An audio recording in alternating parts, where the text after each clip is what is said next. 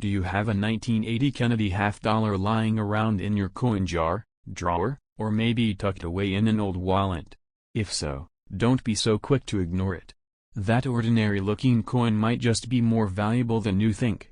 Yes, that 1980 Kennedy half-dollar could actually turn the tables for you. So here's the deal, if you've got this coin, stick around till the end of this video because we're diving deep into what makes this coin special, what factors determine its worth, and how you can actually sell it for profit. But most importantly, at the end of this video, I'll tell you exactly how to find its value and how to sell it. You might be surprised at how much it's worth. Let's get into it. The Kennedy half-dollar has been a part of American currency since 1964, minted in honor of President John F. Kennedy shortly after his assassination. It replaced the Benjamin Franklin half-dollar and became a beloved coin almost immediately. Initially, the Kennedy half-dollar contained 90% silver. But starting in 1965, the composition changed due to rising silver prices. From 1965 to 1970, the coins were made of 40% silver. After that, from 1971 onward, the Kennedy half-dollar was made using a copper-nickel clad composition. Now, the 1980 Kennedy half-dollar falls into that non-silver era, meaning it's made from a copper core with a nickel outer layer. However, just because it doesn't contain silver doesn't mean it isn't valuable to collectors. Sometimes condition, rarity, and even mint errors can elevate a coin's value dramatically. The 1980 Kennedy half-dollar is particularly interesting for a few reasons. First, it was minted during a time when the coin was still in circulation, but usage had dropped significantly. Many people had already stopped using half-dollars in everyday transactions by the 1980s, which meant fewer coins were actively circulated. Here's what you should know about the 1980 versions. 1980p, minted in Philadelphia. No mint mark 1980D, minted in Denver. D mint mark 1980S proof, minted in San Francisco. S mint mark, and only available in proof sets. The Philadelphia and Denver mint coins were made for general circulation. But the 1980S proof coins? Those were never intended for your pocket change. They were made for collectors and came in sealed sets, usually in pristine condition. Even though the 1980 coin is not silver, there are other things that make it desirable, especially if it's uncirculated, proof, or features a mint error. Now let's talk condition, one of the most important aspects of coin value. Coin collectors use the Sheldon grading scale, ranging from poor, P1, to perfect mint state, MS70. The higher the grade, the higher the value. Circulated coins, these usually have scratches, worn details, and general wear and tear.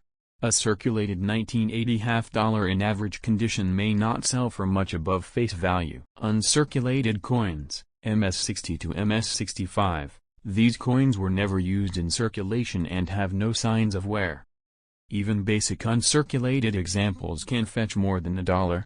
High-grade uncirculated, MS66 to MS68, now you're talking serious collector interest. These coins are rare in the wild and usually come from sealed rolls or mint sets. Proof coins, PR65 to PR70, the 1980S proof coins, especially those graded PR69 or PR70, can command decent prices, especially when still in their original packaging.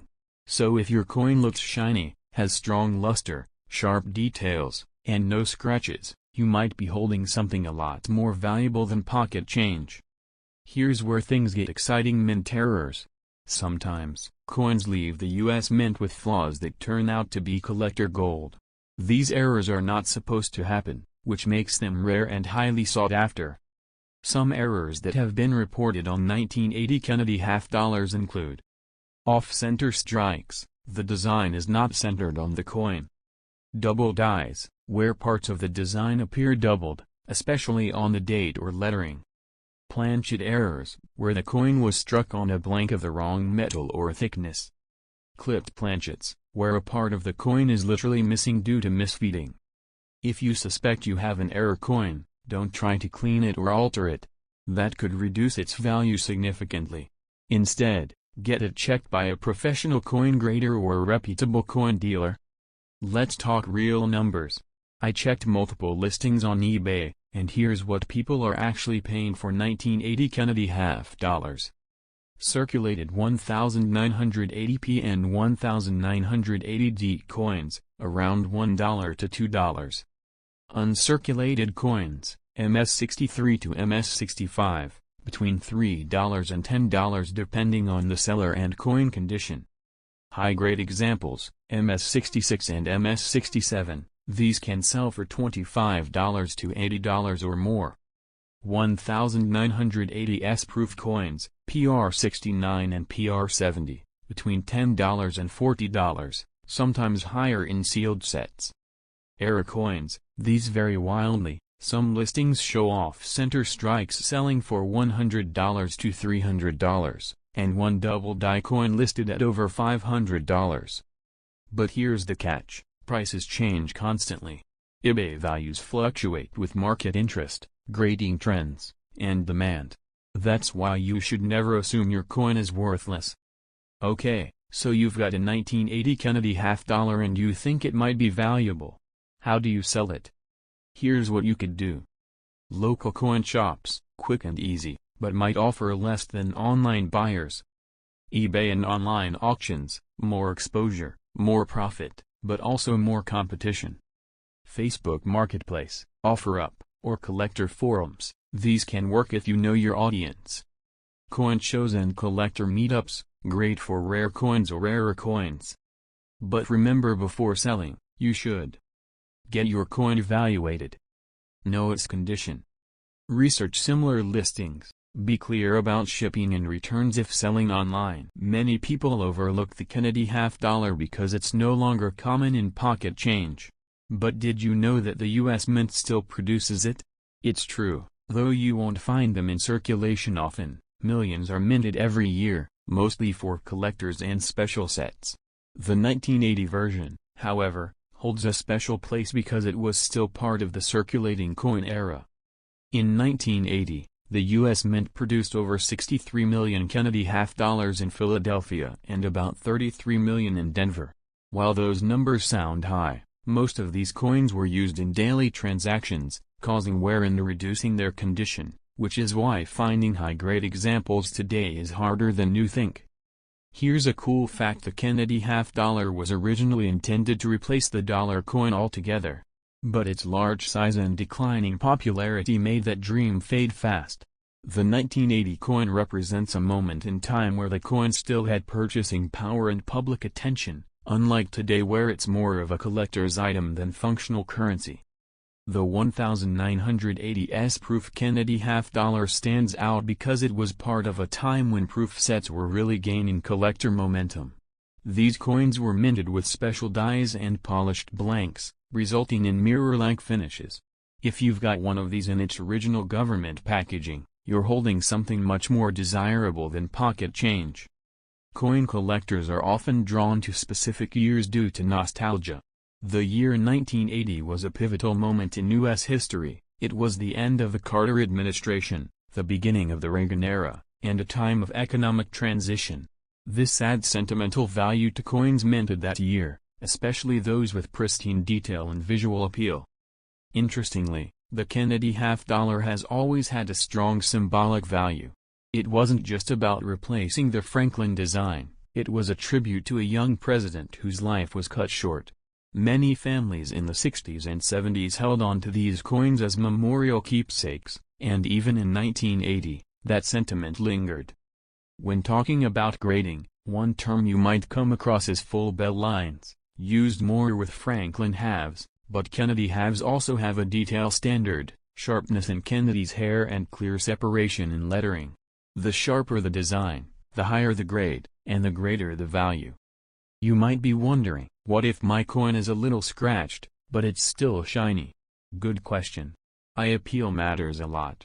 Even if a coin isn't perfect, a bright, attractive look can still attract buyers, especially if it's free of deep dings or ugly spots. Some collectors love raw, natural coins over slabbed ones. While silver is a huge factor in coin value for earlier years, post-1971 Kennedy halves like the 1980 version must rely on condition and uniqueness to be considered valuable. But here's the twist: many people mistakenly think all half dollars are silver. That confusion can work in your favor when you're selling. eBay is full of surprising listings, and while many coins sell for $1 or $2, it's not uncommon to find graded 1980 Kennedy halves going for $50 to $100 if they're MS-67 or better. The key is finding buyers who care about registry sets or high-end grading. What's a registry set? It's when collectors try to build the best possible set of coins from each year and mint. The higher the grade, the more points they earn in their registry, and that can create bidding wars. If your 1980 Kennedy is top tier, it could be worth more to the right buyer. There's also something to be said about low pop coins. This means very few exist at a certain grade level. If your coin is among the few MS-68s ever graded for that year, it becomes a hot commodity, even if millions were originally minted. Quality beats quantity in the collector world. Error coins are especially exciting. One famous type is the off-metal error, where the coin is struck on the wrong planchet. While rare for 1980 Kennedy halves, a few have slipped through over the years.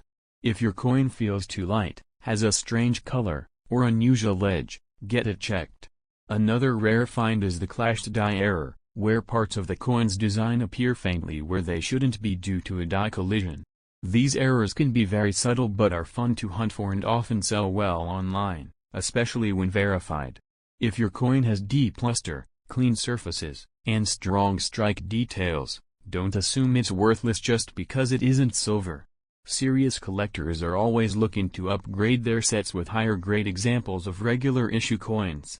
Even if your coin isn't a rare variety or error, there's still value in holding on to coins from transitional eras like the 1980s. Over time, coins once seen as common become more collectible, especially when younger collectors enter the hobby looking for vintage US currency. Think about how few people saved half dollars from 1980 in pristine condition. Most were spent, rolled, tossed in banks.